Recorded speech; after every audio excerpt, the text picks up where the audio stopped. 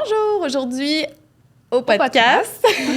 Chez toi, avec nous, l'origine de ta maison, on reçoit Véronique Thibault. Allô, Véronique? Allô, allô? Courtière chez Via Capital. On trouvait ça super pertinent de faire venir Véronique aujourd'hui parce que, à travers le podcast, on veut toujours parler de votre patrimoine immobilier. Donc, on va faire ça sous forme de 2 épisodes parce qu'il y en a beaucoup trop à dire. On a beaucoup trop de contenu. En fait, c'est pas nous, c'est Véronique qui a trop de contenu. Donc, on va faire ce premier épisode sur la vente. Donc, si vous voulez vendre votre maison, cet épisode est pour vous. Exact. Hey, allô? Allô? Moi, j'aime beaucoup, puis Steph le sait, là, je pose souvent cette question-là. D'où tu viens? Pourquoi courtière hypothécaire? C'est ça. Moi, c'est immobilière, mais c'est pas grave. Je fais partie. Mais vous côtoyez tellement ces deux métiers-là que vraiment, c'est mêlant on travaille des fois. ensemble. Écoutez, j'ai commencé dans l'immobilier parce que à la base, quand j'ai étudié, je voulais être designer d'intérieur. Non! Oui! Vraiment. Puis, j'avais pas les notes en mathématiques. Donc, le programme était contingenté. J'ai pas pu y aller. Fait que j'ai été en administration, tout ce qu'il y a de plus ordinaire. Je suis rentrée à l'Industrielle Alliance comme acheteur. Oui. Aux achats informatiques. J'ai été là presque 9 ans. Puis, j'ai adoré la négociation. Je suis devenue... Une force. Non, mais j'ai été vraiment beaucoup formée pour la négociation. Je négociais tous les contrats avec les compagnies informatiques de logiciels. Donc, Microsoft, IBM, c'était des gros contrats d'envergure. Puis, j'étais vraiment formée jusqu'aux oreilles avec toutes sortes de stratégies de négociation. Puis, à un moment donné, j'avais besoin d'aller plus loin, j'avais besoin d'avancement. Puis des fois, dans des grosses compagnies, on est un peu freiné par le temps, la grosseur de l'entreprise. Ça allait pas assez vite à mon goût. J'ai décidé de m'inscrire dans le cours de courtage immobilier. Puis j'ai commencé ça en travaillant à temps plein. Là, je faisais ça le soir, les week-ends.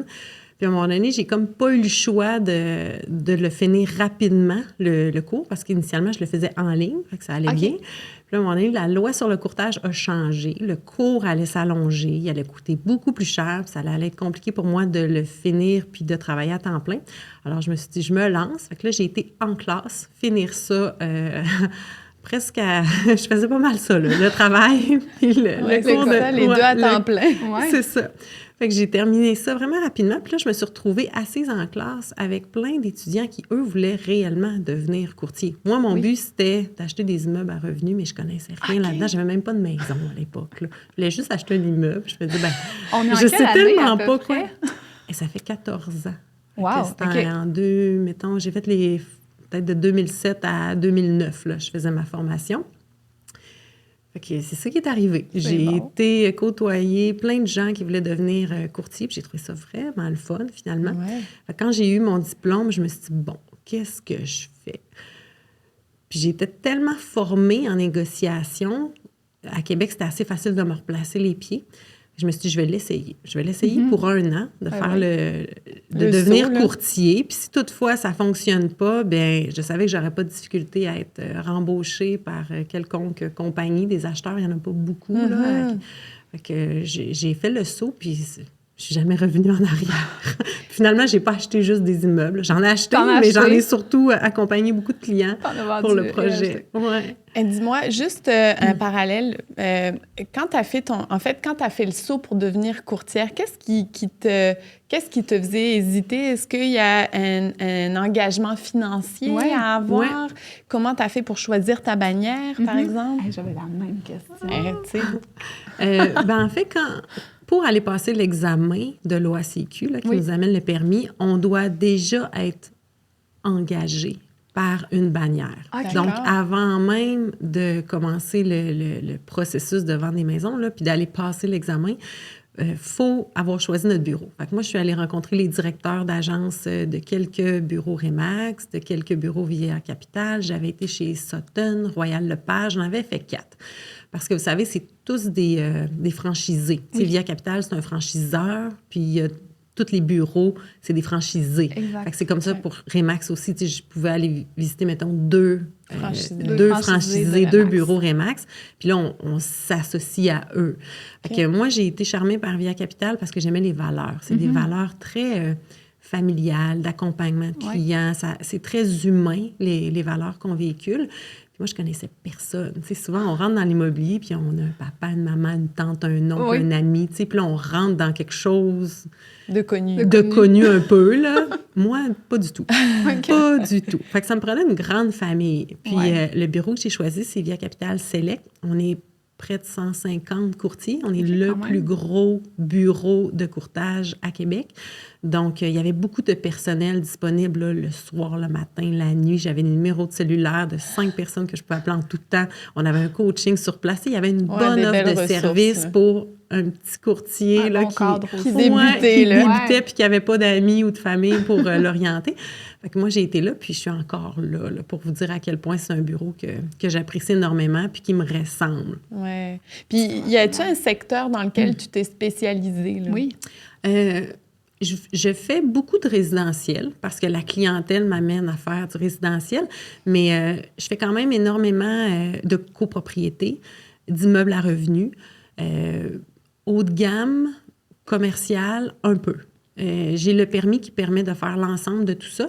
Par contre, le commercial, j'ai jamais eu à en faire énormément. Fait que c'est pas rare quand j'ai un dossier comme celui-là que des fois, je vais le prendre avec un partenaire qui va avoir des forces que moi, j'ai pas pour qu'on le fasse ensemble. Je vais trouver ça plus intéressant pour le client d'aller chercher l'expertise complète. Par contre, au niveau de la copropriété, je possède moi-même un condo, j'ai des immeubles à revenus. Donc, j'ai acheté et rénové quelques maisons. Stéphanie, tu es au courant. Donc, je voudrais que mon expertise se passe beaucoup là-dedans. Là. Trouver le potentiel, là. Ça, c'est ma force. Je te dirais, là, justement, tu m'amènes à ça, le fait qu'on a travaillé ensemble là, pour rénover tes maisons. Le fait que tu n'aies pas fait ton cours en design, ça explique beaucoup le pourquoi tu as autant de goût. Là. Mon intérêt. Bref, la parenthèse est fermée, mais c'est pour ça que tout à l'heure, tu as vu mes yeux en point d'interrogation. Là, je me disais, mais elle aurait été excellente. Ah, j'adore ça. Mais mais tu touches un peu. Ça. Oui, j'y touche vraiment. Oui. J'y touche vraiment parce que quand on visite une maison, je le vois tout de suite, Ben là, oui. le potentiel ou des petites choses qu'on pourrait changer pour que les photos soient plus belles puis que ça soit plus vendeur. Là, dans une cuisine, c'est pas dur de changer des petites affaires. Parlons-en, là. C'est quoi les must dans une cuisine? Tu sais, que les acheteurs vont comme faire OK, coup de cœur, là, tu sais. Il y a une toiture à refaire, c'est pas grave. J'ai un comptoir en pierre. Ça, c'est quoi qui est les must? Dans une cuisine, tout le monde veut un îlot. Oui. Vous le savez, hein? Oui. Tout le monde veut un îlot. Fait qu'en partant, quand il y a de la place pour mettre un îlot, c'est bien parti, là. C'est bon. On a un wow! Mais c'est vrai, hein, les gens reçoivent tellement autour de l'îlot, préparent à manger. Fait que là, pour les vendeurs qui nous écoutent, si vous avez un îlot, vous êtes sur la bonne voie, là. Exact. Oui. Exact. Après ça, au niveau de la cuisine, même si la cuisine n'est pas fraîchement rénovée, moi, j'ai pas vraiment le besoin que le vendeur me rénove une pièce aussi importante qu'une cuisine, parce que c'est quand même, il y a beaucoup de goût, il y a beaucoup de personnalité dans une cuisine, puis ça dépend des besoins de chacun. Fait que je dirais plutôt si elle est fonctionnelle et en bon état. Tu sais, on veut pas des tiroirs là, qu'on a de la misère à ouvrir, puis tu sais, les panneaux tout croche, tu sais. Ça, c'est un petit peu plus dur de vendre, là, la cuisine. Mais même si elle est vieille, des fois, je vais juste faire peindre les poignées. Les petites poignées d'époque qui sont moins belles, on visse ça sur un carton, on passe la canette de spray noir, on remet des poignées noires. On les a pas changées, on les a juste peinturées. Exact. On change 2-3 luminaires. Puis des fois, je vais aller jusqu'à un comptoir, ça c'est simple, ou ajouter un petit dosseret. Sans plus, on vend ça comme ça. Les gens vont l'utiliser 3, 4, 5 ans. Puis un jour, ils vont la rénover à leur goût. Mais ils n'auront pas payé pour une cuisine toute rénovée qui ne les représente pas eux. T'sais. Puis, en même temps, le vendeur, lui, il va récupérer facilement son investissement vu que c'est vraiment des ajustements ponctuels. Là. Exact. Puis, comment est-ce que tu fixes les prix de vente? Comment on fixe un prix de vente? Bien, dans le marché actuel, avec la pandémie puis la valeur très, très élevée des maisons, c'était quand même difficile d'établir le prix. Parce que, de départ, pas tant. Le prix de la fin, c'est celui-là qu'on n'était pas capable de... On pouvait facilement établir un prix de départ parce qu'on se fie sur les comparables. Ça n'a jamais changé. Établir le prix d'une maison, c'est de regarder qu'est-ce qui s'est vendu autour, dans un périmètre, à combien, puis tu sais, d'évaluer un petit peu, bon, la grosseur, le pied carré, qu'est-ce qui a été rénové, qu'est-ce qui reste à rénover, tu sais. Je vous dirais qu'avec ça, j'ai pas mal une bonne idée dans quelle braquette de prix je devrais établir le prix de la maison. Là, après ça, il y a une stratégie qu'on établit avec le vendeur. J'ai des vendeurs qui se disent, moi, je suis vraiment pas pressée, je sais pas où je veux aller, je veux pas que ça aille trop vite. Bon, mais là, à ce moment-là, peut-être qu'on peut se permettre d'aller un petit peu plus haut. On veut justement freiner un peu tout ça. Puis on veut des fois aussi entendre qu'est-ce que les commentaires des acheteurs vont dire. Peut-être que mon vendeur, il a du temps puis il aimerait améliorer des points. Des fois, j'en ai qui veulent tester le marché. Fait que ça, c'est une stratégie qu'on peut avoir. J'en ai d'autres qu'au contraire. Le contexte fait qu'on ne veut pas que ça traîne. On a des enfants, on ne fera pas le ménage à toutes les semaines. C'est clair. Bon. Fait qu'il faut que ça roule un peu plus. On veut que ça parte, mais à un bon prix. Mais là, on a des stratégies pour ça aussi. T'sais, on va établir une stratégie différente. Ça va être un peu plus demandant au début. On va cacher beaucoup de choses. On va peut-être les envoyer à l'hôtel, au camping, chez les grands-parents. Mais il y a des stratégies pour tout. Puis tant que le prix est évalué en fonction des comparables, parce que l'acheteur va venir faire ce travail-là avec son courtier. Nous, les courtiers, on a accès à tout ce qui s'est vendu là, autour. Donc, on va le regarder, là. On va faire les plus, mais on va faire les moins. Puis pour le vendeur, c'est dur de faire les plus puis les moins parce que souvent, comme vendeur, on est tellement fiers. C'est tellement le plus gros achat de notre vie. C'est notre plus grosse acquisition comme vendeur. C'est difficile d'établir un bon prix, tandis que nous, comme courtier, on est plus détaché. Il y a moins d'émotions liées au prix. Au contraire, moi, l'objectif, c'est que je le vende, mais à un juste prix. Je vais aller chercher le meilleur pour mon vendeur, mais je veux que les acheteurs aient un intérêt aussi. Veuillent l'acheter, oui, c'est ça. C'est ça. Fait que c'est d'établir le prix versus la durée aussi. Mais tu sais, comme admettons un quartier qui s'est beaucoup vendu là, dans les dernières années en temps de pandémie, là, on s'entend que le prix de vente autour, il n'est pas tant réaliste. Là, il est comme surgonflé là, parce que les propriétés se sont vendues tellement cher. En là. surenchère. Là. Exact. Que là, quelqu'un qui veut acheter puis qu'il y a 8 voisins avec des maisons comparables qui ont acheté dans les 2 dernières années, son prix va être pimpé ou pas tant? Il va être pimpé, puis je pense pas qu'il va sortir pimpé tant que ça. OK, ça! Oui. En fait, à Québec, là, puis là, je parle de la ville de Québec, on avait quand même un petit gap à combler. Tu sais, si on fait juste regarder nos voisins, là, Trois-Rivières, Montréal, Gatineau, puis on peut se rendre jusqu'au bout du Canada, puis les valeurs sont doublées, triplées, quadruplées. Nous, on avait un manque au niveau de nos valeurs. Fait que là, la pandémie a fait en sorte qu'on est allé chercher une plus-value, puis on va la garder en bonne partie. On a beaucoup eu de conférences là, récemment, nous, les courtiers, avec soit c'était la SCHL ou les institutions financières qui nous faisaient des rencontres pour nous parler un peu du marché, de ce qui s'en vient. Puis ils prévoyaient une baisse des valeurs d'au plus 5 C'est rien, là, 5 parce que l'an passé, on affichait un prix, puis on pouvait vendre entre 50 et 100 000 au-dessus du prix. Okay. Là, ça s'est stabilisé au niveau de la surenchère. Tu sais, le prix de surenchère ne sera plus à 100 000 ni même à 50 là, c'est plus raisonnable. Il va en avoir encore de la surenchère. 5 000, 10 000, 15 000, ça va dépendre d'un paquet de facteurs qu'on va pouvoir aiguiller l'acheteur rendu là. Mais ça reste que pour le vendeur, l'important, c'est d'établir un juste prix d'affichage.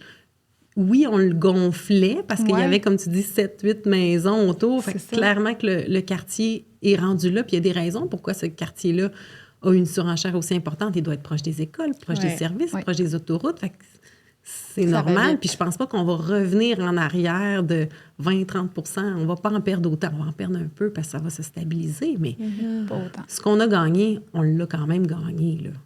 On est rendu là. Mais je trouve ça le fun de le voir différemment. On dirait toujours, le COVID, ça a été négatif. Toi, tu l'amènes quand même positif. On est comme venu rechercher les valeurs de nos patrimoines. Je l'amène de façon positive pour le vendeur qui avait une maison. Si on parle de l'acheteur, c'est sûr que pour lui, pour notre tout premier acheteur qui n'a jamais eu une maison qui rentre dans ce marché-là, ça va être plus difficile. C'est rough. Ça va être plus difficile. Moi, j'aimerais ça t'entendre parce que, tu sais, la Ville fait toujours une évaluation aussi des propriétés. Oui. Sauf que c'est pas toujours... pertinent. Ben, c'est ça, mais c'est pas réel avec les prix de vente autour. Fait que là, l'acheteur, lui, il va regarder ça, il va dire, ben voyons, la Ville te l'a évalué à tant, donc pourquoi tu me le vendrais à ce prix-là? Ça, là, c'est une question que, pour les acheteurs, c'est un élément qu'on va beaucoup, beaucoup regarder. Mais quand on parle du vendeur, lui, il sait. Lui, il a une meilleure idée comme vendeur quand on est propriétaire d'une maison parce que, généralement, on l'a habité un certain nombre d'années, puis on a fait des travaux dedans. On l'a remis à jour, puis on a investi, tu sais, une cuisine, une salle de bain, un terrassement extérieur, une piscine creusée, mettons. Ça vaut cher. Puis au niveau de la ville, on les a pas revus passer. Ils sont pas venus. On n'était pas là. Des fois, ils vont le faire quand il y a une demande de permis. Mais quand on fait des rénovations intérieures, à moins que j'ajoute une fenêtre, là... C'est pas mentionné. C'est pas il n'y en a pas besoin de permis. Ouais, moi, je le sais, j'ai fait des gros projets, puis à chaque fois, je disais, vous êtes sûr que ça n'est pas besoin? Vous êtes sûr? Sûr. Je rappelais 2-3 fois, je me disais, je vais changer de personne, il va y avoir quelqu'un qui va me dire que ça me prend un permis. Mais non, j'en ai pas besoin, puis j'ai mis beaucoup de sous dans la maison. Non. Donc, puis en termes de vendeur, ça fait notre affaire. Parce que si la ville ne veut pas me le donner, le permis ne veut pas repasser, évaluer ma maison, bien, tant mieux. Je vais payer moins cher de taxes. Mais quand je vais vendre, là, l'acheteur va dire, il me semble qu'il y a un gros gap. Fait que là, c'est tout ça aussi, c'est à démystifier l'évaluation municipale. Ouais. Mais ce qu'on peut retenir, c'est que sont généralement trop basses, beaucoup trop basses, parce que les travaux n'ont pas été pris en compte.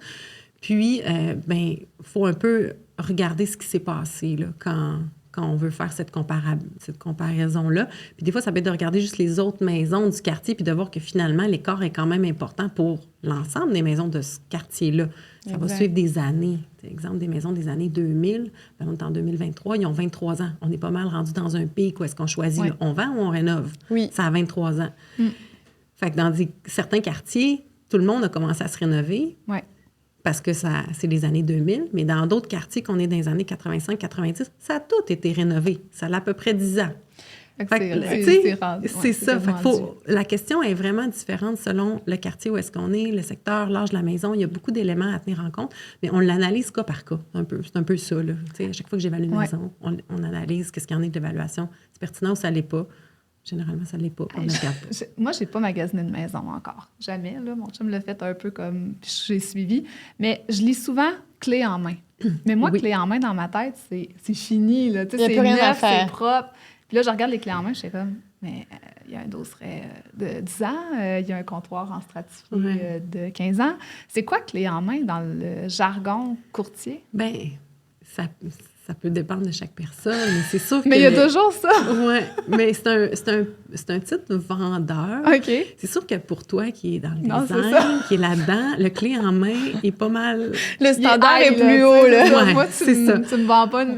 Pour monsieur, madame, tout le monde, un couple, quand c'est fonctionnel et prêt à habiter. C'est bon. Moi, là, je veux dire, je prends mes valises, puis j'aménage dans la maison, puis je suis prête à l'utiliser sans rien rénover ou réparer, surtout réparer. T'as pas des murs à boucher ou autre? Pas de trous, il y a pas, tu sais, les panneaux d'armoire, on disait tout croche, les tiroirs qui ouvrent pas, tu sais, la toilette qui bouge, ça risque de fuir. Tout ça, là, je considérais que si c'est prêt à l'habitation, c'est clé en main. On est capable pour quelques années de ne pas avoir à investir plusieurs centaines de milliers de dollars. C'est clé en main. Et ça se peut que ça ne soit pas beau, que ça ne soit pas ton goût, ni au mien. Mais, en fait, pour toi, il n'y aura jamais de maison clé en main, là, Amélie. C'est ça qu'il faut que tu nous dises. Les nôtres. Oui, c'est ça. On est exigeante. On est très exigeante. Dis-moi, comment est-ce qu'il faut qu'on prépare notre maison à une vente? Ah, ça, c'est ma question. Ça, j'adore ça. Ça, c'est mon bout préféré. Moi, j'aime ça, préparer ça d'avance. Tu sais, c'est tellement un gros projet de vendre une maison. C'est un gros projet juste de dire on va vendre. Juste de prendre la décision, là, on va vendre. Mais ça se prépare. Idéalement, je trouve que où est-ce qu'on va chercher le plus de valeur, c'est quand on prend le temps de planifier tout ça. Donc, exemple, c'est sûr que des fois, juste de la peinture, c'est pas grand-chose, là, mais de la peinture, des murs qui sont très foncés, tu sais, le orange, le rouge, c'est très personnel aussi. Oui.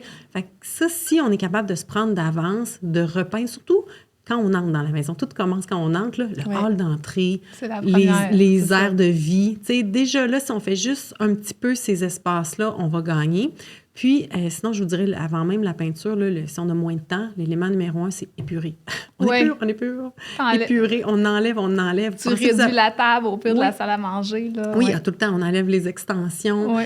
on épure. Mais on épure les comptoirs. Tu sais, je sais qu'on a tous un grille-pain, une cafetière, on a tout un bloc à couteau, une salière, une poivrière, un petit truc pour le savon. Libère. On libère tout ça. On monte les comptoirs. Puis on va les laisser là aux visites. On va pas à chaque jour ranger tout ça. Mais au moment de la mise en vente, quand on va venir prendre les photos, ça, c'est le moment important. On veut voir le comptoir. On veut voir surtout l'espace. Le comptoir, il est peut-être pas beau, mais on veut voir l'espace. Il y a de l'espace de comptoir. Je peux faire un pain aux bananes puis une soupe aux légumes en même temps. C'est ça. Les gens doivent s'imaginer en ayant de l'espace pour cuisiner. Exact. Les niches, rien dedans. Pas tout fourrer, les factures et tout ça là, dans les niches. C'est ça. Les jouets des enfants. On a tous des enfants qui prennent la moitié du salon. Mais pas aux photos. On n'a plus d'enfants aux photos. On a une chambre d'enfants. Il y a un coffre. Moi, ça se déplace. Ça se déplace. Un coffre à jouets, là, c'est marqué Fisher-Price. Ah non, ça s'enlève. Il sort. Un petit coffre là, qui cache quelques jouets. Là. Un coffre antique, là. On avait dans le décor. En bois, c'est oui. En plastique, c'est non. C'est ça. On avait parlé aussi les tableaux, les photos de famille, de les enlever pour rendre le tout un peu moins personnalisé. Ça dépend, mais ça, avec le photographe, on peut des fois juste comme brouiller un petit peu, le flouer, parce que c'est quand même beau quand... Il y en a qui ont des beaux agencements, des beaux cadres noirs, des photos, tout ça. Fait que des fois, on peut flouter un petit peu sur la photo. Puis d'autres fois, effectivement, là, la bédaine ou à l'air, tout ça, là, au-dessus du lit, c'est un peu gros. Là, ça se peut qu'on enlève, qu'on remplace. Moi, je le fais pour mes vendeurs. Là, c'est un des services que j'aime beaucoup offrir, c'est d'avoir une première rencontre avec eux. Puis je fais le tour, pièce par pièce. Puis là, je cible. Qu'est-ce qu'on va enlever? Puis, tu sais, tout ce que vous n'allez pas déménager, on connaît généralement le projet qui s'en vient après, on le demande. Tout ce qui ne sera pas apporté, on n'attendra pas de déménager pour l'enlever. On le sort tout de suite. Commencer, vaut mieux mettre en vente une semaine plus tard, puis avoir sorti des choses que d'y aller trop vite, puis de laisser ces choses-là. Exact. Des petits meubles, des petites tables de salon partout, des fois. Exact. Des poufs. Tu sais, on a un fauteuil avec un pouf. Le pouf, là, il fait juste prendre la place pour la circulation. On va l'enlever, on n'a pas de besoin du pouf. Puis on ne descend pas ça au sous-sol, parce qu'au sous-sol, il faut encore marcher. Oui, dans un rangement. Généralement, on ne prendra pas en photo comme un atelier ou une pièce de rangement. Ça, c'est pas très vendeur sur une fiche descriptive. Fait que là, des fois, je vais dire aux gens, vous me bourrer cette pièce-là. Ça sera pas pris en photo. Mais on en enlève le plus possible. Épurer, là, c'est incroyable. Même les garde-robes, sûrement. C'est pour les visites. Les acheteurs rouvrent les garde-robes? Oui, puis les tiroirs d'armoire. Puis aux visites, les gens vont ouvrir. Mais aux photos, c'est vraiment deux éléments différents. Photos, on remplit les garde-robes. Aux visites, on vide les garde-robes. Ils se promènent, c'est ça. Moi, j'ai tellement pas osé quand j'ai acheté ma maison, là, fouiller dans les garde-robes. Et pourtant... Et j'aurais dondu... Tu sais, des fois, là, tu rentres dans tu trouves un garde-robe, nous, quand on fait le relevé, puis il y a une grosse colonne, tu sais, je veux dire. Toi, t'imagines un garde-robe de 72 pouces, finalement, t'as 48. Mais même une échappée d'escalier, on s'entend, là. Tu sais, le garde-robe à ma fille, là, avec l'échappée d'escalier à 36 pouces de haut, là, tu rentres plus rien dedans. J'ai 48. Non, j'ai pas 48. Tu sais, c'est ça, fait qu'il faut ouvrir. Quand on vend, quand le vendeur quitte, généralement, c'est ce qu'on préfère, que le vendeur ne soit pas présent aux visites. Là, ça permet d'être à l'aise. Les acheteurs, vous allez ouvrir. Puis nous, comme courtier avec l'acheteur, on va les ouvrir pour vous. T'sais, regardez, ouvrez, ici, il y a ci, il y a ça, une chute à linge. On va vous aider à le faire. C'est important. Oui, je pense que oui. Mais ça me fait penser. J'ai écouté un gars, une fille, ils ont refait comme un master... plus vieux. Puis ils vendent leur condo, je pense, à Montréal. Et c'est Caroline Néron qui fait la courtière.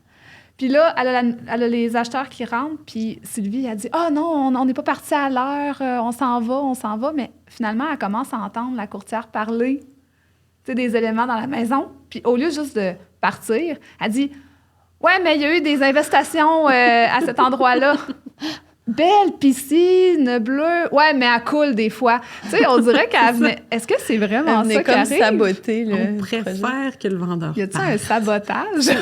Mais un sabotage... Sans s'en rendre compte, parce que c'est émotionnel. Exactement. Des fois, ça, là, c'est que le vendeur, il veut tellement être transparent. Il veut tellement tout dire. C'est pour bien faire qu'il fait ça, mais c'est pas le moment. de faire ça. Là, l'acheteur, il vient de rentrer, puis on veut juste qu'il s'imprègne. On veut juste qu'il se demande, est-ce que je suis bien? Est-ce que je me vois vivre ici? Parce que si le feeling est bon, puis que cette personne-là, elle se voit ici, ben après ça, comme n'importe quel acheteur, il y a des compromis à faire.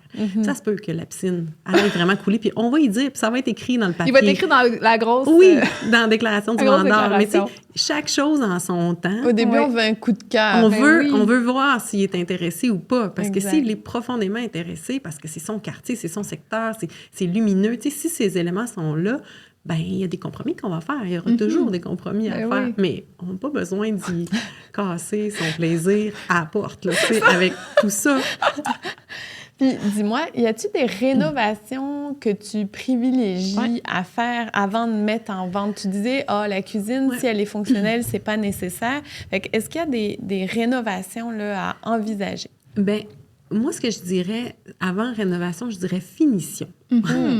Quand on met en vente puis qu'on rentre dans une maison, s'il y a plein de petites finitions qui n'ont pas été faites, les planchers, il manque les petites moulures. Les portes de garde-robe. Des portes de garde-robe. Juste les trous, là, tout bouché. Un luminaire, des traces de doigts, tu sais, marquées sur des murs. Ça s'efface, là, l'effaceur magique. On n'a pas besoin de repeindre tout le temps. Une cage d'escalier qui est tout bariolée, là, tu sais. C'est ce qu'on appelle la finition. Des fois, c'est pas grand-chose, mais quand il y a beaucoup de toutes ces petites choses-là qui sont pas faites, on se dit, mais qu'est-ce qu'on voit pas? Qu'est-ce que... Tu sais, si ce vendeur-là, il met en vente, là, la maison est supposée d'être à son maximum de beauté, elle est prête. Mais là, on rentre, puis en rentrant, là, tu sais, il y a plein de petites choses qui sont brisées ou à corriger partout. À un moment donné, on va se dire, ben là, ça en fait trop un peu partout. Avoir une fenêtre à changer, c'est correct, mais quand il y a une fenêtre, puis là, il y a le toit, puis là, il y a quelques carreaux de cassés, puis il y a aussi, il manque des moulures, puis il manque une porte de garde-robe. Puis il y en a une là-bas qui est défoncée. Puis là, ça fait un peu désuétude. Oui, tu sais, il y a trop de choses. Fait que quand on dit clé en main aussi, tantôt on parlait de clé en main, c'est un peu ça. Aussi, fait que, quand c'est fonctionnel, puis c'est peut-être pas à notre goût, mais ça fonctionne. Fait que là, au prix qu'on paye les maisons en ce moment, il faut faire le compromis de dire, ça se peut que ça soit pas tout à fait à mon image, mais c'est pas grave. Les pièces sont grandes, c'est le quartier que je voulais. Je vais l'habiter de même pour 4, 5, 7 ans, puis après ça, je vais avoir un peu d'équité, puis là, je vais aller faire les rénovations les plus importantes. Moi, j'ai une question d'importance. Tu sais, il y en a qui mettent beaucoup d'argent sur leur extérieur de maison. Est-ce que ça a une valeur quelconque? Tu sais, je te donne la petite anecdote. Il est déjà arrivé une cliente qui regardait pour acheter une maison puis qui m'avait conviée à la première visite parce qu'elle voulait voir le potentiel de l'intérieur puis elle avait des réaménagements à faire dans le sous-sol. Et la vendeuse, elle avait investi plus de 180 000 à l'extérieur. Terrassement, là. En terrassement. Donc, tu sais, des petits bassins versants, des petites plantes, un petit gazebo, un petit ci, un petit ça.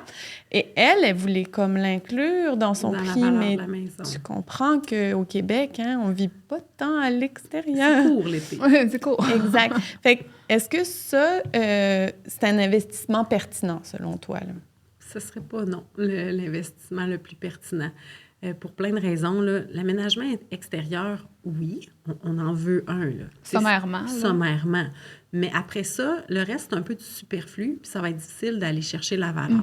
Puis, il y a plein de facteurs. En partant, tout ce qui est piscine creusée, ça plaît ou ça plaît pas. Il y en a pour qui c'est un danger, c'est un non, ils n'en veulent pas de tout ça. C'est dangereux avec les enfants, fait que ça a beau avoir coûté 50 000. Il y en a qui n'en veulent pas. Après ça, tout ce qui est les bassins, les plantes, il y en a qui mettent beaucoup d'argent sur les aménagements. Moi, j'ai 3 enfants, là.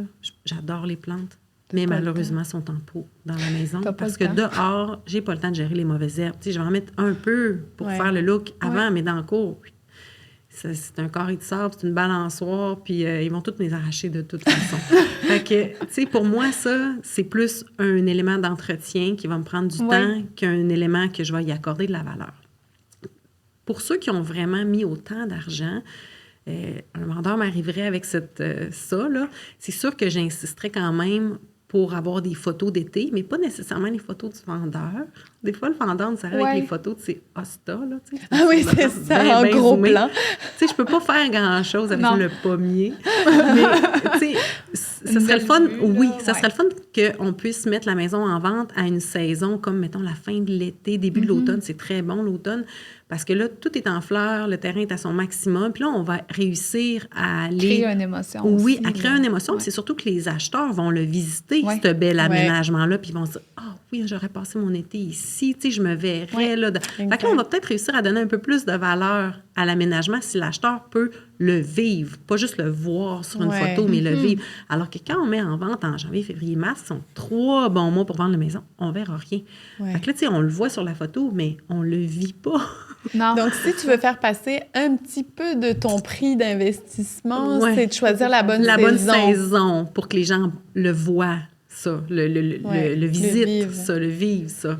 Tu sais, le beau petit gazebo, là, on vient visiter à 4 heures, puis le soleil, puis on a, tu sais, la petite chaise, tout est, le petit foyer, tout. Mais il faut que tu sois sûr que ton terrain, il est beau, il n'est pas jaune, tu sais, il est bien rasé, tu sais, ça demande un autre entretien, là, mais... Vois-tu, moi, il y a un autre point aussi concernant l'extérieur, c'est que les gens adorent les patios, là, on s'entend, là. L'affaire, c'est que souvent, quand ils investissent sur un patio, ils investissent sur un patio en bois qui demande beaucoup d'entretien. À atteindre aux 4 ans. Bien, même pas, c'est aux 2 ans. Non, mais on n'a pas la patience au Québec, fait que c'est 4 ans à peu près. C'est ça, mais là, il est en décrépitude, là, quand on vient le visiter. Là, ça, est-ce que ça fait partie des devoirs que tu donnes à tes vendeurs? De faire le patio? Ben, écoute... Ça va dépendre de l'ensemble du projet. Quand toute la maison est A1, tu sais, mes murs sont pas, la cuisine, j'ai pas de finition intérieure, tu sais, c'est sûr qu'en premier lieu, on va vendre la maison. Oui, c'est ça. Si c'est impeccable en dedans, ben là, ça se peut que je me gâte. Puis je vais leur donner des petits devoirs de faire des petites choses dehors parce qu'ils m'ont déjà amené la maison à un certain beau niveau. Fait qu'on va en faire un peu plus. C'est ça, on s'attend à ce que le standing suive. Oui, exact. Mais des fois, on va abandonner ça parce qu'on a beaucoup trop d'énergie à leur faire mettre en dedans, puis c'est là que ça va être plus payant. Mon hall d'entrée, ma cuisine, mon salon, mes serres ouvertes, on se souvient, c'est là que ça va se passer. Fait que je vais le faire changer des luminaires chez Canac, 150$. On a quelque chose de vraiment beau. Les poignées que je parlais tantôt qu'on peinture, c'est pas grand-chose, mais s'ils me font ça, c'est pas grave que le patio en bas il soit peinturé. Puis honnêtement, ça dépend à qui on s'adresse comme catégorie de personnes, mais si c'est des premiers acheteurs qui n'ont jamais eu une maison, ils ne savent pas à quel point un patio en bas, c'est... Maintenant, ils le savent. C'est ça, mais c'est des compromis qu'ils vont faire. Ils vont le faire un été, ils vont dire « Oh, OK, Aux 4 ans. » Moi, là, autant j'ai pas ouvert les rangements, autant s'il y avait eu un patio en bois, ça aurait été un non catégorique. Mais c'est un compromis on choisit nos combats. qu'on aurait sûrement fait si tout le reste avait été là. Oui, exact, c'est ça, c'est sûr. Puis, quels sont... Bien là, c'est sûr qu'on touche un peu peut-être... On touche partout, autant extérieur qu'intérieur. Non, mais j'allais dire, on touche un peu à l'autre épisode des vendeurs, mais tu sais, y a-tu des réparations qui vont freiner l'acheteur, là, tu sais? Bien, que toi, tu as mettons la toiture ou, tu sais, les fenêtres. Si le prix est en conséquence, non. Puis une toiture, moi, personnellement, je préfère les rénovations extérieures parce que si je peux rentrer avec toute ma famille, puis ils vont faire le toit dehors, puis ça ne changera rien à ma vie à l'intérieur de la maison. Oui, c'est un bon point. Moi, personnellement, une toiture à refaire, ça ne me gêne pas du tout. Mais changer mes fenêtres, là, il faut enlever tous les cadrages dans toutes les chambres pour faire ça, pour faire la peinture après. Ça me dérange un peu plus. Tu sais, j'aime ça quand les fenêtres ont été changées. Des planchers. Les planchers, ça me dérange pas trop. Je vais les faire en rentrant. Ça, c'est une des rénovations que je vais m'arranger pour avoir le budget avant même d'aménager quand la maison est toute libre ou faire sabler, là, tu sais, ça fait quand même de la poussière. Là. Ils nous disent que ça en fait pas, là, les nouvelles machines, mais bon, on sait que ça en fait quand même. Fait que, tu sais, ça, les planchers, c'est un budget que je vais aimer avoir en rentrant. Fait que, tu sais, je ne ferais pas nécessairement payer le vendeur pour faire cette rénovation-là avant de mettre en marché parce qu'il habite la maison. Exact. Puis c'est plus facile que ce soit l'acheteur. Tu sais, il faut être logique un peu. Mais, puis, tu sais, peinturer aussi, même affaire, on ne fera pas toute la peinture de la maison. L'acheteur va remettre certains murs à son goût. C'est juste d'éclaircir si ça ne l'est pas. Parce que quand on éclaircit, bien, on agrandit. Ouais. C'est comme ça. Exact. Mais tu me disais, Stéphanie, au niveau des rénovations... Là, qui vont freiner les acheteurs. Des fois, c'est plus que le vendeur a fait des rénovations propres à ses besoins à lui. Exemple, il a enlevé le bain dans sa salle. C'était tellement une question. Ouais. Ça m'arrive de voir ça. Il n'y a plus de bain parce qu'ils n'ont pas d'enfants. Puis là, tu sais, ils prennent une douche, eux autres. Ils ne prennent pas de bain. Mais tu sais, la jeune famille qui a 2 petits-enfants qui prennent des bains tous les soirs, c'est un problème. Fait que s'ils ont laissé un espace pour ajouter le bain dans la pièce, que la plomberie, ils n'ont pas tout arraché, OK, c'est pas un frein. Mais si vraiment, là, on a même changé les divisions de la pièce, il n'y a plus de bain, dans un marché comme on vient de passer avec la pandémie, où est-ce que les maisons se vendaient comme ça, il y avait tellement rien qu'on faisait des gros compromis, bien là, on les vendait pareil. Mais le marché va se stabiliser, puis il va y avoir plus de maisons à vendre éventuellement dans quelques années. Fait que là, les maisons, pas de bain, pas de place pour en mettre un au rez-de-chaussée. C'est pas la première qui va se vendre. Même affaire pour les propriétés, il y a des gens, des fois, qui ont choisi d'enlever une chambre du rez-de-chaussée pour agrandir les aires vertes. Fait que là, je me retrouve avec une seule chambre au rez-de-chaussée. Dès que j'ai un jeune enfant, un bébé, bien, je l'envoie au sous-sol. Puis un bébé, ça fait rarement ses nuits avant. Effectivement. Des mois et des mois. Fait que on va passer la nuit dans l'escalier, finalement. Ça marche pas. Fait que, tu sais, ça, quand on achète un plein pied, là, c'est-à-dire un bungalow, bien, on veut au minimum 2 chambres en haut. Parce qu'on veut la chambre principale, puis on veut la chambre du bébé. Des enfants. Puis déjà, on va faire le compromis d'envoyer le petit de 2 ou 3 ans en bas quand l'autre bébé va arriver. Puis quand on est dans 2 étages, un cottage, là, c'est encore pire. Quand j'ai juste 2 chambres, bien là, le petit qui a 2-3 ans, c'est pas au rez-de-chaussée, c'est au sous-sol qu'on l'envoie. Oui, c'est ça. Parce qu'à 2 ans, ça se réveille encore. Une petite terreur nocturne. Ben oui. C'est vite arrivé. Donc, c'est là que des fois, les rénovations que les gens vont faire ne seront pas nécessairement en conséquence qu'ils vont revendre. Mais il faut tout le temps se demander à quelle clientèle je vais cibler, moi, quand je vais vendre. Oui, est-ce que c'est une petite famille? Parce que si c'est ça, il y a quand même des choix à faire. Des fois, j'ai des gens qui enlèvent les salles à manger. On va mettre un grand îlot, là. Puis là, on va mettre juste des comptoirs lunch. Mais ça, c'est pas nos clients. Non. C'est ça. Mais tant mieux. Parce que c'est sûr que c'est un choix qui est le fun. C'est beau quand on est des jeunes professionnels, puis on mange tout le monde surélevé, grands îlots. Mais la table, là, quand papa, maman, à Noël, là, on va asseoir tout le monde, ça fera pas. Oui, mais même pour les grands-parents, je veux dire, c'est ça, ça marche pas non plus. Mais tu vois, ça fait vraiment partie des discussions qu'on a lors de notre première rencontre. Tu sais, quand les gens nous disent « Ah, on n'a pas besoin de bain », un instant, est-ce que vous allez vendre votre propriété dans les 5 ans? Exact. Parce que ça peut être vraiment... je suis très contente, en fait, que tu appuies ces dires-là. Là. Parce que, tu sais, nous, on a des jeunes familles, entre guillemets. Là. Moi, ils sont plus si jeunes, mais il reste que c'est un besoin là, qu'on a. Puis, ça va affecter la valeur, c'est certain. Fait que, tu sais, mais en même temps, si les gens font ces travaux-là dans le but d'habiter pendant 15 ans... c'est ça que c'est à là, eux. C'est correct. On le fait pour nous, tu sais. Oui. C'est un choix qu'on fait, mais nous, je pense, en tant que professionnels, on se doit de leur dire que ça va être un enjeu. Puis il y en a qui disent, il n'y a pas de problème, rendu là, ben on la refera ou on l'ajoutera ou tu sais, on vendra. Puis ça, c'est parfait. Mais c'est juste de le mentionner. Puis après ça, les gens font leur choix. Là. Mais même chose pour l'extérieur. Si quelqu'un décide d'investir, admettons, 100 000 sur son extérieur, mais qui en profite pendant 15 ans, c'est correct. Ben oui.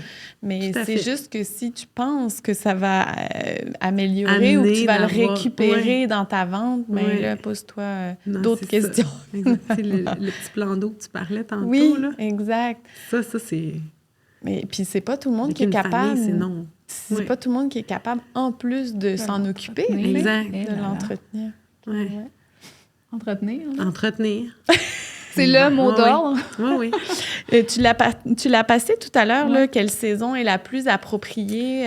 Ça va dépendre de la maison. Oui, c'est ça, c'est ce qu'on en comprend. En fait, au Québec, c'est assez simple. Là. Les appartements, les baux, se finissent le 1er juillet. Fait qu'on a comme le gros de notre marché, nos premiers acheteurs, eux, ils ont jusqu'au 1er juillet pour aménager ailleurs.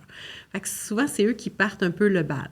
Fait que généralement, les avis de renouvellement vont rentrer après les fêtes, entre janvier, février, mars. Puis on a 30 jours pour dire est-ce que je renouvelle ou pas. Ça, c'est un peu stressant. Ouais. Tu sais, fait que ça, eux autres vont arriver, le gros des acheteurs va être souvent présent après Noël. Tu sais, là, ils en ont parlé un peu dans le temps des fêtes. Papa, maman, je vais t'aider. Bon, OK, super, on part le projet.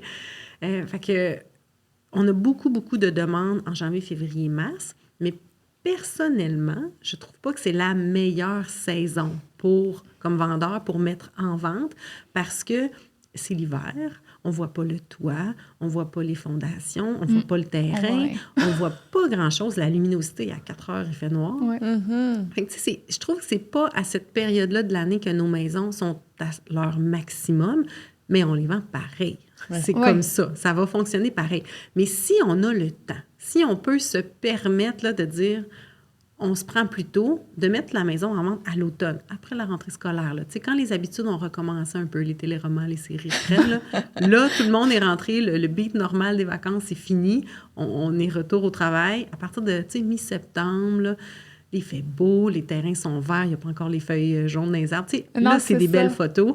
Puis l'inspecteur, quand il arrive avec l'acheteur, il voit tout. Il voit tout. Fait que ça, je trouve que de mettre en vente à l'automne, puis il y a 2 possibilités. Soit qu'on vend avant Noël, la prise de possession, on donne les clés avant la neige, il y en a beaucoup qui vont vouloir ça, ou ça se fait aussi de dire non, ça va être juste en mai l'année prochaine. Des fois, on se prend vraiment d'avance, mais c'est habituel là, d'avoir des prises de possession qui vont être quand même juste au printemps, parce que notre acheteur, il y a un bail là, jusqu'en juillet. Oui, c'est ça. Des fois, il va vouloir avoir son la maison peut-être en avril-mai, faire des petits travaux, faire ses planchers, sabler tout ça, remplacer quelques fenêtres. Puis là, le 1er juillet, bien, il a déjà aménagé dans la maison. Tu sais, il y a eu l'appartement puis la maison pendant peut-être 1 mois pour faire ses travaux. C'est le fun. Fait que ça, c'est mon best timing, c'est de mettre la maison à l'automne. Parce que pour le vendeur aussi, ça me donne 2 prises. Celui qui veut essayer... Les gens, des fois, ont des prix vraiment en tête, puis c'est difficile au départ de les amener à un prix un peu plus raisonnable ou une stratégie qui serait ma stratégie idéale, mais c'est pas grave, tu sais. On va essayer de se fondre avec ce que le vendeur aimerait avoir, puis on va s'essayer avec ça pour l'automne. Puis si ça fonctionne pas, bien, on a des commentaires, on a des idées de qu'est-ce qui aurait sorti, puis là, on va être capable d'avoir une prise 2. Tu sais, en janvier, après les fêtes, quand le sapin est défait, les lumières sont enlevées dehors, tout ça, parce que je ne les veux pas sur mes photos.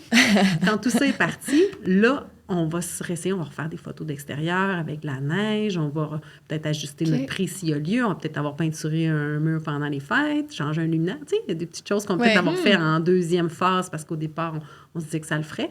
Oui, puis là, on va la vendre pareil. Les commentaires, c'est le fun, les commentaires c'est ça. aussi. Là. On va la vendre pareil pour la même date. C'est juste ça va avoir pris un petit peu plus de temps. Fait que, tu sais, on s'adapte selon le client qu'on a, parce que tous les vendeurs ont des besoins différents, puis ont des enjeux différents. Il y en a qui n'ont pas le temps là, de faire tout ça, mais à un moment donné, des fois, on n'a pas le choix.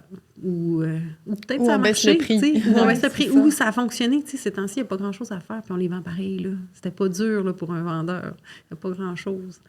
Ils partent. Justement, tu veux-tu nous parler un peu là, du contexte, dans le sens où, est-ce que là, on en a parlé tout à l'heure au niveau des prix, mais au niveau de l'inventaire des maisons, ça ressemble à quoi en ce moment? C'est encore bas. C'est encore bas parce que les vendeurs hésitent à mettre en vente parce qu'ils ont la difficulté de racheter, de trouver. Ah, c'est ça. Puis, tu sais, on avait nos fameux baby boomers avant la pandémie qui partaient en Floride l'hiver.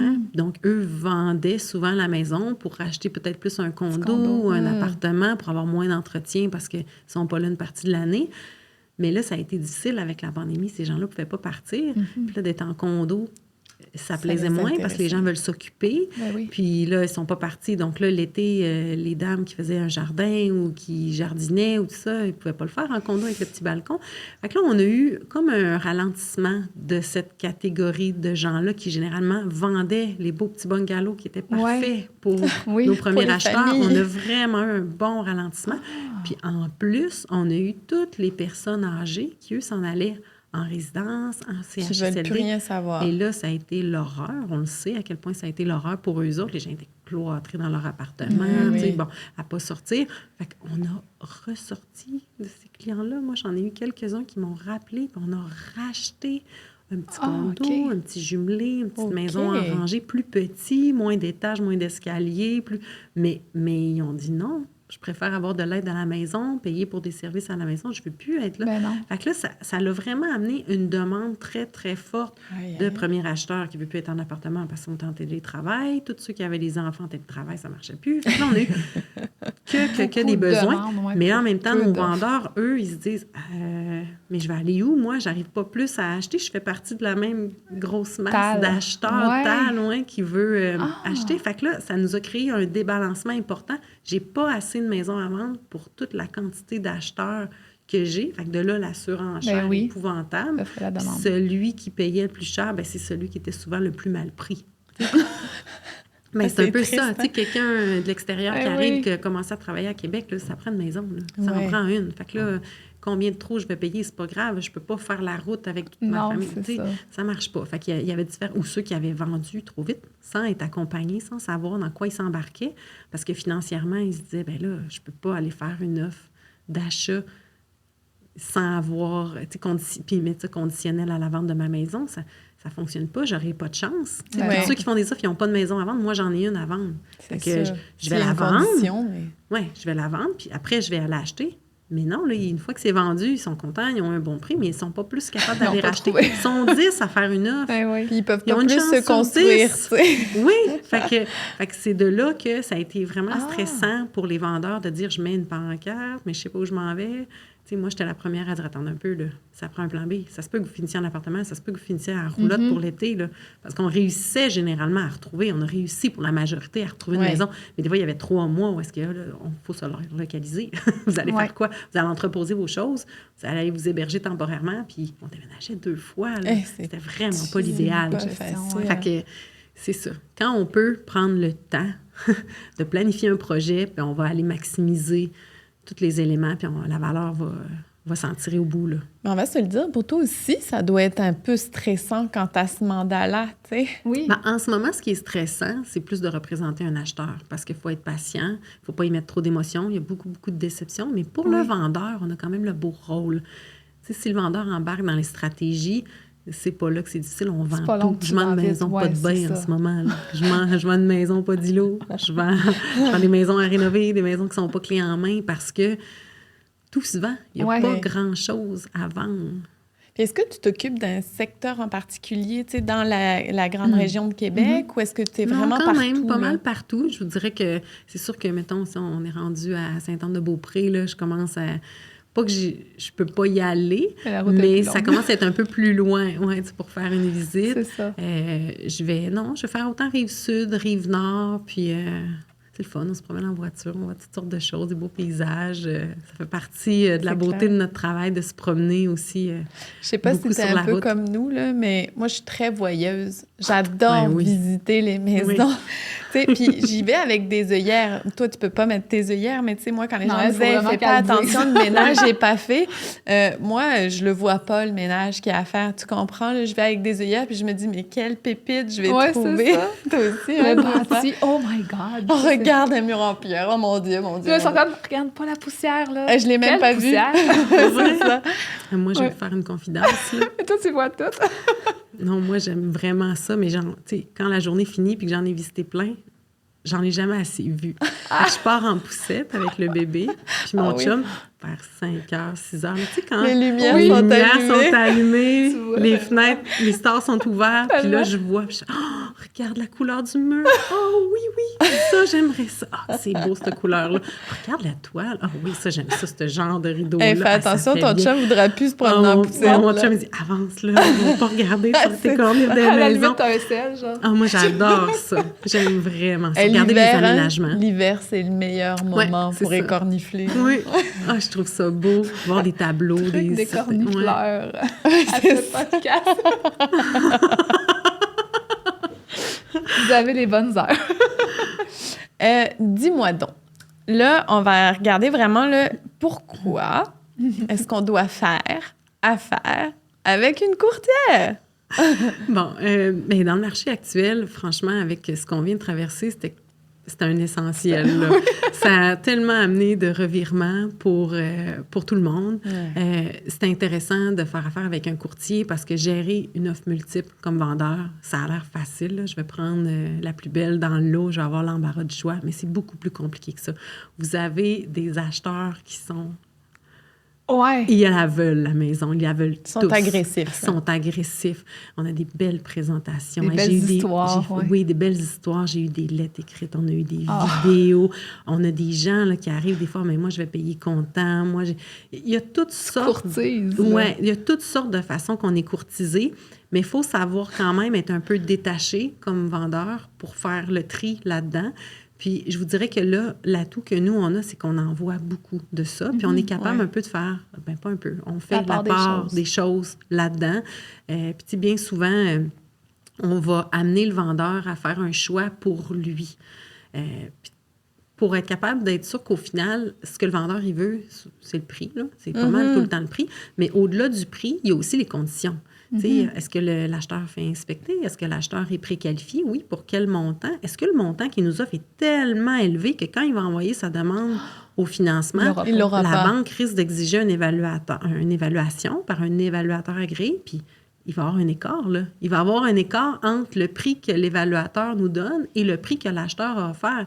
Puis là, cet écart-là, il ne pourra pas être financé parce que l'institution financière, elle va prêter 80% de la valeur de la maison, pas du prix que l'acheteur a choisi de mettre sur le papier. Là. Exact. Mais tu sais, ça, notre vendeur, quand il reçoit les offres, ça ne peut pas être des informations qu'il connaît, là, à moins d'être un peu là-dedans. Là. Ou d'en avoir déjà vendu. Oui, puis même encore là, ça peut arriver une fois dans une vente, mais ça n'arrive pas dans toutes les transactions. Fait que c'était quand même des cas qui arrivaient souvent, de dire qu'on avait des prix vraiment élevés par rapport à ce que la banque disait, mais là, il fallait être sûr que notre acheteur qu'on a choisi, il a cette capacité-là, en plus de sa mise de fonds de 5, 10 ou 15 %, bien, il va aller rajouter un 10, 15, 20, 25 000 de plus.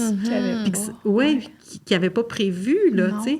Fait que, il y a beaucoup, beaucoup de choses à vérifier pour être sûr de faire le bon choix. Puis c'est pas juste de prendre le plus gros prix, là. C'est de s'assurer qu'on va se rendre jusqu'au bout avec notre client. Fait que c'est l'avantage qu'un courtier va avoir. Puis sinon, je dirais, bien, tout ce qu'on vient de parler, là, la mise en marché, établir le prix, puis s'assurer qu'on va maximiser tout ça. Bien, tu sais, le vendeur, il ne peut pas imaginer à quel point je vais enlever des affaires dans sa maison. Je vais y en faire enlever, là, mais quand je vais arriver avec le photographe, ça va être encore pire. Il n'est pas prêt, là. T'sais. Mais tout le monde sourit. Tout le monde fait « Ah oui, t'enlèves la petite serviette sur le four? Oh oui! T'enlèves mon tapis d'entrée? Ouais. On n'en veut pas de tapis à l'entrée. Mais les bottes dehors, on va les rentrer après. C'est juste pour les photos, là. Tu sais, ce ne sera pas ça aux visites. Mais... on amène vraiment la maison à un autre niveau parce que nous, on passe nos semaines avec les acheteurs. On le sait, c'est tout le temps les mêmes affaires qui reviennent. Vous le savez. Là, les commentaires. Tout le temps les mêmes choses. Fait que, tu sais, le vendeur, il va bénéficier de tout ça. En plus aussi, il va bénéficier quand on va signer le contrat de courtage, quand on va faire toute la préparation avant même d'être aux photos puis aux visites. Il y a des documents que ça prend. Il y a des questions qu'on doit poser. On a une déclaration du vendeur à remplir. Et c'est pas évident, là, ce formulaire-là. C'est pas une page? Ah non, c'est 6 pages. Puis c'est quand même des questions... ça, j'engage un courtier. Oui, c'est quand même des questions subtiles, pointues. Puis là, oui, mais moi, je ne l'ai pas eu, ce problème-là. C'était l'ancien vendeur. Est-ce que je dois le dire? Oui, on le sait. On le dit. Oui, mais là, je l'ai réparé puis il n'y a pas eu de problème. OK, mais est-ce que tu l'as écrit que c'est réparé? Est-ce que c'est toi ou c'est un professionnel? Est-ce qu'on a une facture? Est-ce qu'il y a une garantie? Tu sais, il y a beaucoup de choses qu'on doit venir écrire là-dedans, puis il y a une façon d'écrire ça pour que, comme vendeur, on vient remplir l'ensemble de nos obligations. Mais tu ne fais pas peur non plus. Là. On ne veut pas trop faire peur, mais on veut tout dire. Puis bien l'exiger. Tu sais, en quelle année c'est arrivé? De l'eau, un peu d'eau, beaucoup d'eau? C'est ça. Tu sais, par où, quel mur, quel côté, tu sais. Il y a beaucoup de choses à penser. Puis des fois, comme vendeur, quand on l'explique, là, ça a l'air clair, là. Mais moi, quand il me l'explique, c'est pas si clair. C'est clair. Fait que là, tu sais, puis comment ils me l'ont écrit, puis comment ils me l'expliquent, c'est pas pareil. Ça ne l'est pas non plus. Fait que, tu sais, il y a beaucoup de travail à faire juste pour ce bout-là. Puis des fois, c'est un formulaire, moi, que je vais aimer donner d'avance à mes gens. Pour dire, regardez, commencez à lire. Remplissez ce qui est évident pour vous, puis on va le compléter ensemble, puis on va le reprendre ensemble. Puis tu sais, des fois, on peut y mettre du temps là, sur ce formulaire-là, mais petit à petit, parce que si je te demande de remplir un formulaire pour déclarer ta maison là puis rends-moi-le après, là, c'est sûr qu'il oublie des choses. Là. Fait que, tu sais, des fois, on fait ça sur un petit peu plus de temps. En jasant avec lui, des fois, en jasant, quand on fait la visite, j'ai eu telle affaire, il y a eu un petit raton là, qui était pris dans le dessous. Ouais? OK, un raton. petit vermine. Un raton. un petit écureuil, là, ils ont mangé les fils, plus de lumière dans le patio. Ah, OK, c'est plaisant. Quand ça? Comment? Qu'est-ce que vous avez fait? Ah, le voisin aussi. Ah, bon. Est-ce que tu l'écris, justement, si ton voisin est particulièrement déplaisant? Ah, Il y a ouais! une question là-dessus. OK. Ouais, il y a une question dans pas particulièrement sur le voisin, mais une question qui dit de façon générale, est-ce qu'il y a des éléments autres qui n'auraient pas été abordés qui auraient un impact sur la vente de la propriété? D'en venir au voisin qui colle la police tout le temps. Mais dans la question, c'est assez clair quand même. Là. Puis j'ai eu affaire une fois à vendre une maison, là, c'était une chicane intense là, de voisins. Vraiment, là, pour de la neige qui tombait. C'était un cottage, la neige du toit tombait sur la maison du voisin. Il y avait des pancartes, des écriteaux. Tout le monde était au courant dans le secteur qu'il y avait une problématique. Là, ça a été long, mais on a fini par vendre la maison, puis on l'a déclaré. Celui qui a acheté, c'est un monsieur qui n'avait pas peur de la chicane. Pied à terre. Là. Ouais, il avait pas, lui, il voulait la propriété. Puis, mais tu sais, il a fallu qu'on le trouve, cet acheteur-là. Ça a pris un certain temps, mais il y a des acheteurs pour toutes les maisons. Moi, honnêtement, vendre une maison, là, c'est pas compliqué. Ce qui est compliqué, des fois, c'est de faire affaire avec la personne parce qu'on est tous différents, on a tous un point de vue différent puis une vision. Mais juste vendre la propriété... C'est une question de prix, c'est une question de temps. C'est une transaction. Mais ça se fait. Oui, c'est ça. On va le faire, c'est certain. Elles se vendent toutes, surtout actuellement. N'importe quoi. As-tu un délai de courtage? Oui, c'est ça. Oui, dans un contrat, on va mettre au minimum 3 mois, 2 à 3 mois en général, parce que moins que ça, on ne peut pas le publier sur Centris ou sur les sites Internet. Fait que ça, c'est le minimum qui est exigé. Mais après ça, ça va dépendre de plusieurs éléments. Tu sais, c'est sûr que si vous me donnez une maison à vendre, là, en mai ou en juin, bien là, l'été arrive. Fait que là, la saison, ça commence à diminuer pour l'été. Fait que c'est sûr, je vais demander d'avoir un contrat d'au moins 6 mois pour englober mon automne. Fait que, tu sais, il y a une question de saison. Si vous me donnez un contrat qui tombe pendant le mois de décembre, bien, décembre aussi, il y a un petit creux. Fait que, ce mois-là, il va être plus difficile à maximiser. Si on s'entend avec le vendeur pour mettre un prix qu'on sait plus élevé, mais on veut l'essayer. Bien, je vais demander d'avoir un contrat un peu plus long parce que ça se peut qu'on le vendra peut-être pas. Des techniques différentes c'est ça. Périodes, c'est proportionnel. Puis ça va dépendre du produit, du quartier, de l'emplacement. Il y a beaucoup d'éléments qu'on va regarder. Fait que c'est pas arrêté que ça doit être 3 mois, 6 mois, 1 an. Il y a beaucoup d'éléments à prendre en compte pour la durée du contrat. Je vais te poser une question que tu n'avais pas dans tes notes. Je me demande, c'est pas la même que moi. Vas-y. Comment vous êtes rémunérés? Je te dis, toi et moi, là, on est vraiment fait pour travailler ensemble. C'est une commission. Oui. C'est une commission qui est établie par rapport une commission, c'est un pourcentage du prix de vente. Fait que selon le prix qu'on va vendre, il y a un pourcentage qui va être prélevé chez le notaire. Fait que dans le fond, moi, si je mets une maison en vente, on va dire maintenant, je la vends pour le mois de septembre. Donc, en septembre, on passe chez le notaire. Bien, du profit de la vente, le notaire va également prendre le commissionnement puis l'envoyer à mon agence. Quand tu dis c'est le profit de la vente... c'est pas la valeur de la maison, dans le fond, c'est le... Non, mais c'est le pourcentage est établi sur le prix de vente. OK. Je prends ce montant-là. D'abord, il y a des taxes aussi. C'est taxable. Il y a beaucoup de gens qui ne le savent pas. C'est taxable, une commission, le pourcentage. Fait que je vais ajouter, pas sur la maison, tu comprends, les taxes sur la commission. Ouais. Puis, après ça, quand on va se rendre chez le notaire pour notarier, la propriété, les titres changent de personne. Là, le notaire, lui, il a des répartitions à faire. Il y a une facture pour les comptes de taxes scolaires, municipales. S'il y a un réservoir de propane, exemple, qui a été rempli aux frais du vendeur, on va charger ça à l'acheteur. Et il y a peut-être un certificat de localisation aussi qui a été fait, que c'est le vendeur qui doit payer ce certificat-là. Fait que le notaire, il y a la facture de l'arpenteur, il y a les comptes de taxes de ville. Est-ce que ça a été payé? Est-ce que c'est à jour? Et il y a la facture des frais de courtage. Fait que tout ça, il va prélever l'argent du profit qui reviendrait dans les poches du vendeur. C'est là que... Fait qu'il va prendre ce sous-là, puis il va payer l'ensemble des factures. Fait que le vendeur, exemple, il a vendu sa maison un montant X, on enlève la commission, mais on va aussi payer les taxes qu'il a peut-être oublié de faire, on va payer son certificat de localisation, puis là, ce qui va rester, bien, ça va aussi payer les frais de courtage. Parfait. Puis, en fait, je veux savoir pourquoi le faire à pourcentage et non à l'heure? C'est parce que ce serait un trop gros chiffre, parce qu'il y a quand même beaucoup d'heures là, dans vos... Oui. Bien, ça n'a jamais été établi comme ça, puis ça serait difficile d'établir le nombre d'heures qu'on passe. C'est vraiment, ce serait un peu comme être des avocats, là, tu sais, quand le téléphone sonne, on part le compteur. Nous, ça serait vraiment difficile. Puis, tu sais, en même temps, je pense que ça donnerait une certaine pression aux gens, parce que si on visite, des gens qui visitent en 15 minutes la maison, on le sait que ça va pas. Puis j'ai des gens que ça va pas, mais on a quand même passé 1 heure, parce que c'était la première maison qu'on visitait, puis... Ils ont eu des réflexions au travers. Oui, exact. Les gens en parlent, puis là, je veux pas être là, ben là, je vous facture le site.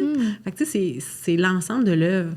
Il y a des propriétés pour lesquelles le travail que je vais y mettre, comme par exemple, si je veux un condo, c'est l'ouvrage, là. Il y a tous les documents de copropriété, les états financiers, les procès-verbaux, la charte de copropriété, les règlements de l'immeuble. On parle au syndicat. Tu sais, c'est lourd vendre un condo. La commission va être la même. Le pourcentage peut être le même. Des fois, la valeur d'un condo va être moindre qu'une maison. Fait que, tu sais, ça va être moins payant pour moi de vendre un condo. Mais le temps et l'énergie que j'ai mis pour vendre un condo... Oui, c'est ça, exactement. Ouais. Quand on refait une salle de bain, pour nous, c'est pas payant du tout. En fait, on débourse quasiment de notre poche pour... On tripe juste sur le concept, je pense. C'est ça. C'est juste pour la satisfaction d'avoir aidé quelqu'un, parce que, honnêtement... c'est ça. Fait qu'il y a des dossiers que c'est ça pour nous aussi. Oui, exact. On y met beaucoup, beaucoup, beaucoup d'efforts, puis au final... La commission, on est très bien payé, là. C'est une moyenne, en fait, de tout ce que tu as vendu dans l'année. C'est le pourcentage de la valeur. Puis il y a beaucoup de déplacements. Tout est payé. On est tous des travailleurs autonomes. Là. J'ai beau être incorporé, mais moi, je paye une redevance à Via Capital. Donc, pour m'attacher à Via Capital, je paye à chaque mois des frais pour faire partie de cette agence-là. Fait que je pourrais, demain matin, décider d'aller chez Remax, puis je paierais les frais à Remax. Fait que... Puis le pourcentage, dis-moi, est-ce qu'il varie d'une bannière à l'autre? Non, ça varie d'un courtier à l'autre. Chacun va offrir son offre de service. Moi, je vais faire du staging dans les maisons. Fait que c'est sûr que dans la commission que moi j'offre, le client, il bénéficie de ça. Chez moi, là, j'ai 2 tablettes là, remplies de coussins, des nappes, des plantes en pot. J'ai toutes sortes d'affaires, des petites tables de salon, des tapis. Tu sais, moi, j'aime ça, faire ça, mais je ne charge pas plus cher parce que je fais ça. Moi, ça me passionne. Tu sais, j'aime amener la maison ailleurs en dedans d'1 heure. Fait que ça fait partie de mon offre de service.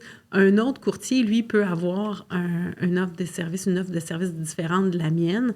Puis au final, nos commissions, le pourcentage peut être le même.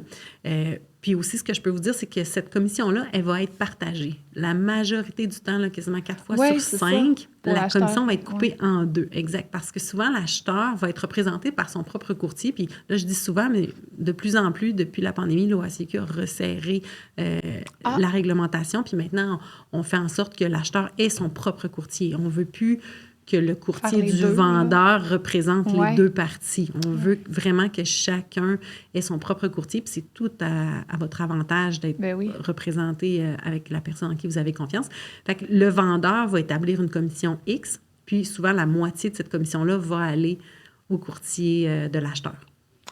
Fait que ça va être partagé. Encore là, c'est le notaire. Quand il va faire les répartitions, lui, il va payer le courtier du vendeur, puis après ça, l'agence du vendeur va renvoyer un paiement à l'autre agence.